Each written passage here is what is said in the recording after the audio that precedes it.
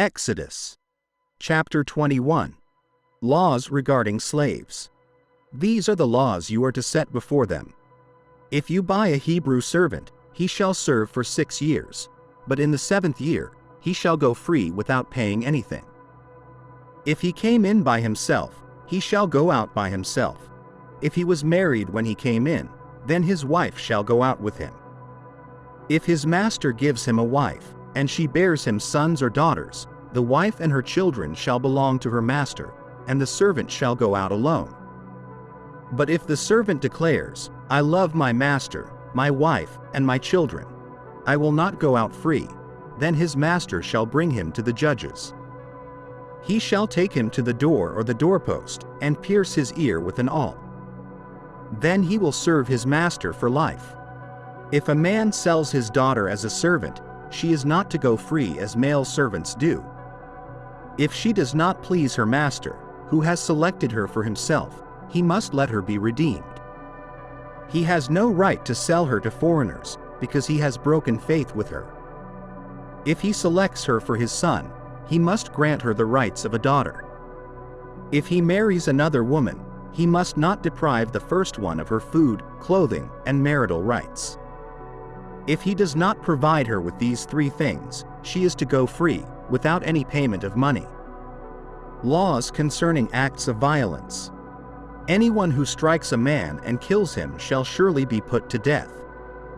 However, if he did not do it intentionally, but God allowed it to happen, I will appoint a place where he can flee. But if a man schemes and kills another man deliberately, take him away from my altar to be put to death. Anyone who strikes his father or mother shall surely be put to death. Anyone who kidnaps another and either sells him or still has him when he is caught shall surely be put to death. Anyone who curses his father or mother shall surely be put to death.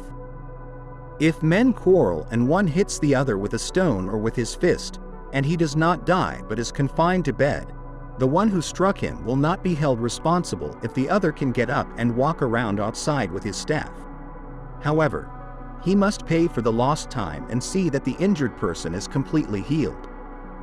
If a man beats his male or female servant with a rod and the servant dies as a result, he must be punished. But if the servant recovers after a day or 2, the master is not to be punished, since the servant is his property. If men who are fighting hit a pregnant woman and she gives birth prematurely but there is no serious injury, the offender must be fined whatever the woman's husband demands and the court allows. But if there is serious injury, you are to take life for life, eye for eye, tooth for tooth, hand for hand, foot for foot, burn for burn, wound for wound, bruise for bruise. Laws concerning the responsibilities of masters and owners. If a man strikes the eye of his male or female servant and destroys it, he must let the servant go free to compensate for the eye. If he knocks out the tooth of a male or female servant, he must let the servant go free to compensate for the tooth. If a bull gores a man or woman to death, the bull must be stoned to death, and its meat must not be eaten, but the owner of the bull will not be held responsible. If, however, the bull has had the habit of goring and the owner has been warned but has not kept it penned up and it kills a man or woman, the bull must be stoned and the owner also must be put to death. However, if payment is demanded of him, he may redeem his life by paying whatever is demanded. This law also applies if the bull gores a son or daughter. If the bull gores a male or female servant, the owner must pay 30 shekels of silver to the master of the servant, and the bull must be stoned.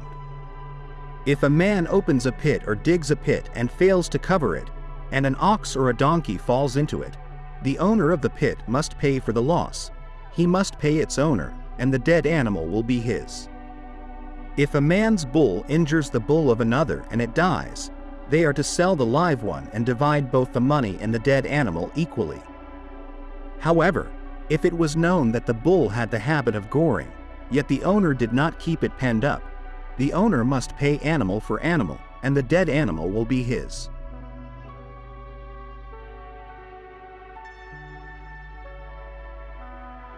Thank you for watching our video. Subscribe to our channel for more videos like this. Give it a like, comment your thoughts, and share this video with your friends and family.